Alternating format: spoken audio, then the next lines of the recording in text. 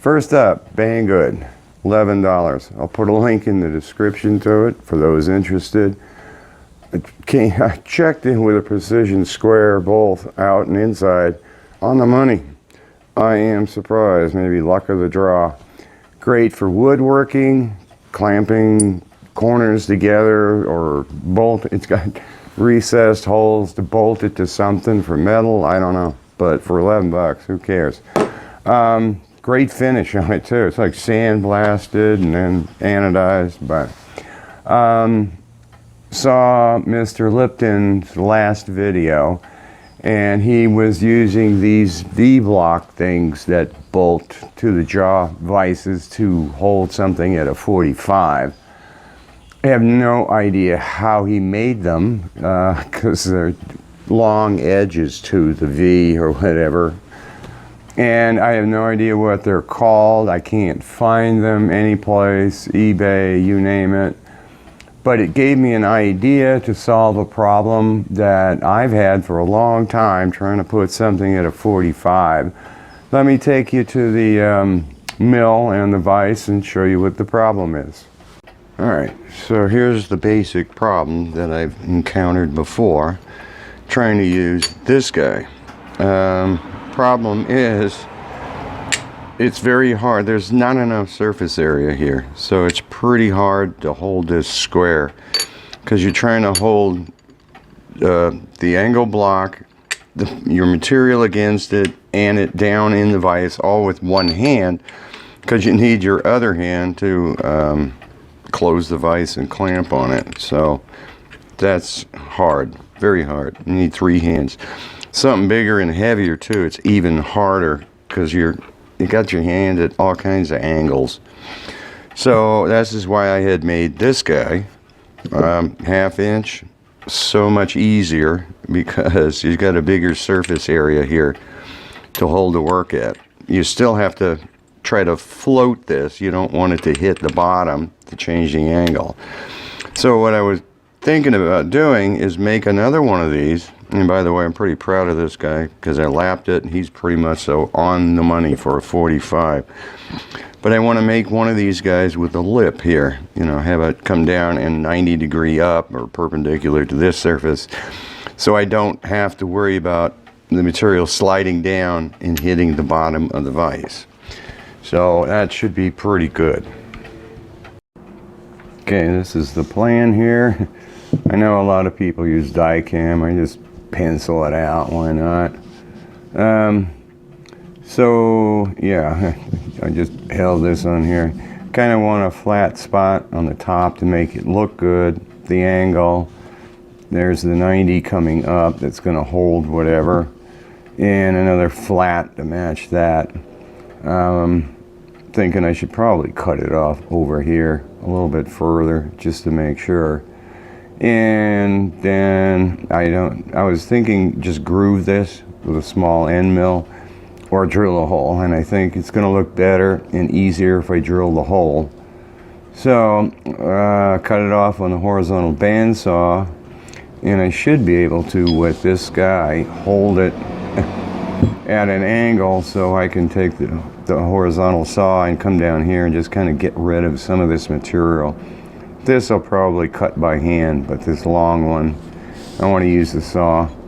So let's go over to the saw and see what we can do.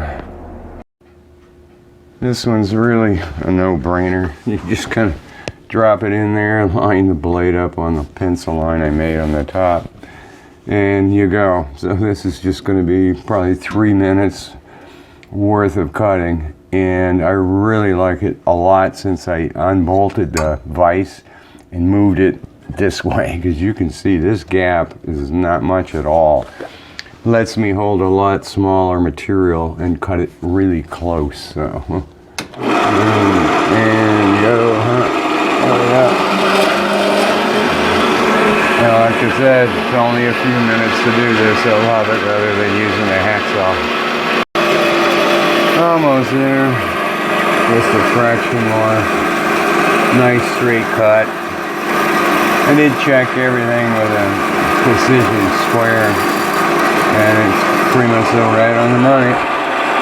There it is. All right. Now, I'm hoping my other guy, done a nice mess, huh? Take him out, dust him off. I'm hoping that this guy is thinner than the 1/2 inch because he's been faced. Let's see.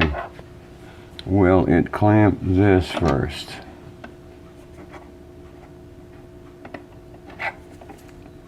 Nope, it's clamping that. So I'm probably going to have to use the thinner one or guess at the line. Where do I have to cut? I have to cut it this way. You know, I can probably guess at this line easily. Yep. Right about there, huh? Whoa, that's quite a bit off. As I close it down, I can see that line nicely. And there it is, all right. So that should cut further down, and I'll have to hand start this because that blade I think is going to want to walk out. But let's see, yeah.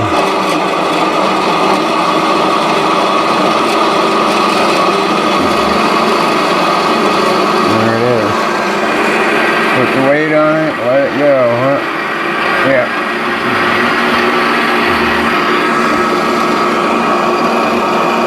And yeah. I'm just behind the line by, I don't know, 20,000, so the mill's going to straighten it up. I just need to figure out when to stop, though. Just realized, stop this. While it's square, I can clamp it to mill all the surfaces, and I have to drill this hole. So if it was a triangle piece, it's like no way to do anything with it yet. So, alright, over to the mill.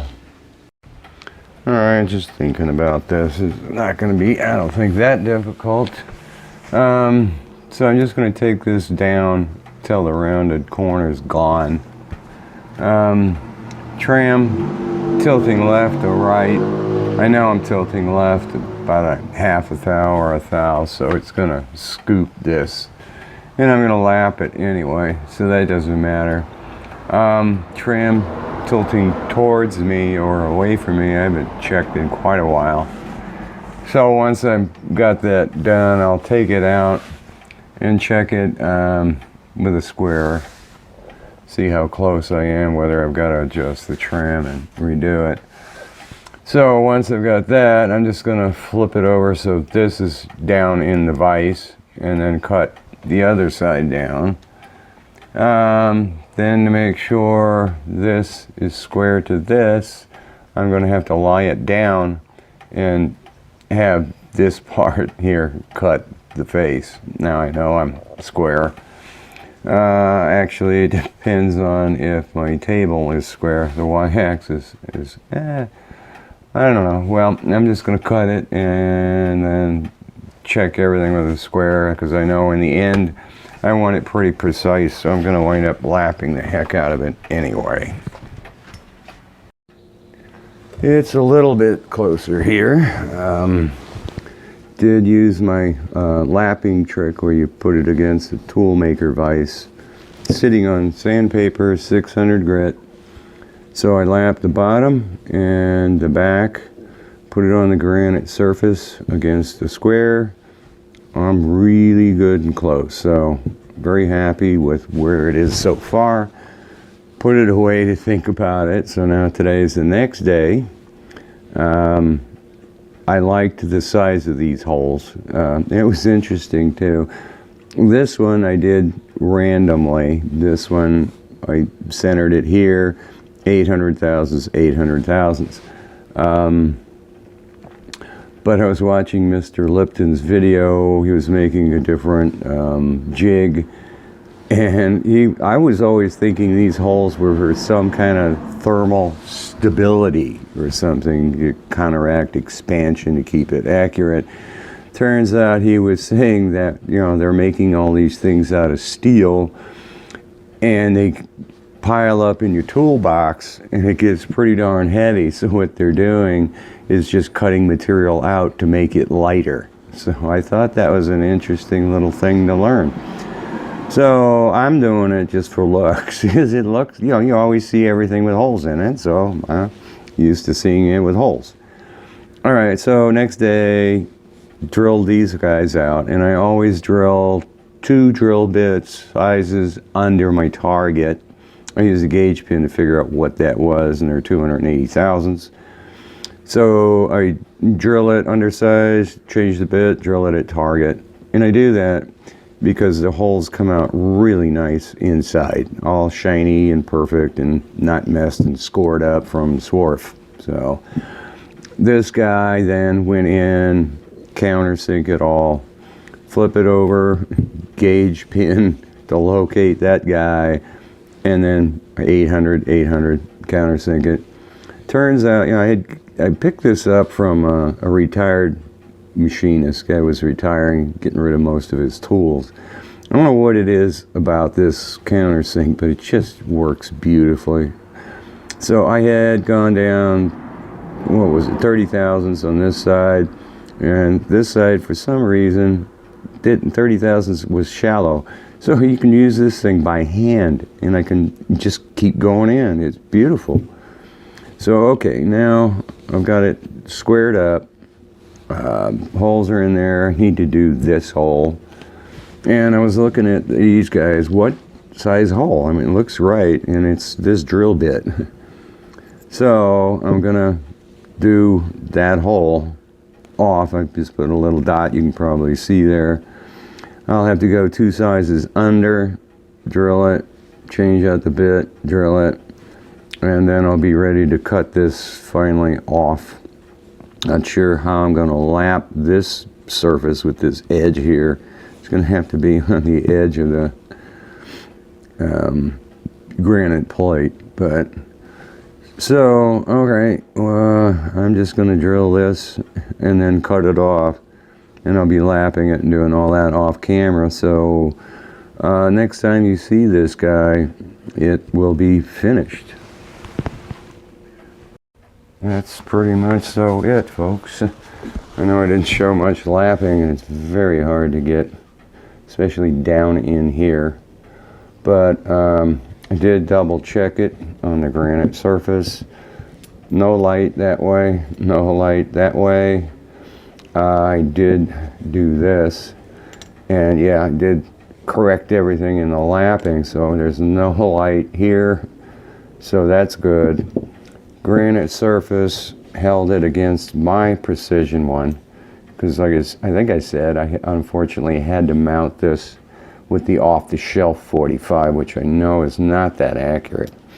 But I put this together and I could not feel anything. So it's pretty good for a 45 for general work. I could, you know, put it on the sign bar and check it, but for what I'm going to do, it's perfect. So yeah, I can put material in it now, and I don't have to fight anything. I did fly cut it. I should have my calipers over here. It's less than a ½ inch. I think it was 10,000 skinnier. This guy isn't, because I need to fly cut this thing and get it skinnier so that when I have to clamp up a ½ inch piece of material, I can do it. So let's see how it works. I think it came out really nice. Very pleased. I got to clean this edge up. I can see reflections different. So nice little project done, goes in the drawer. Let's see how it works out in the future.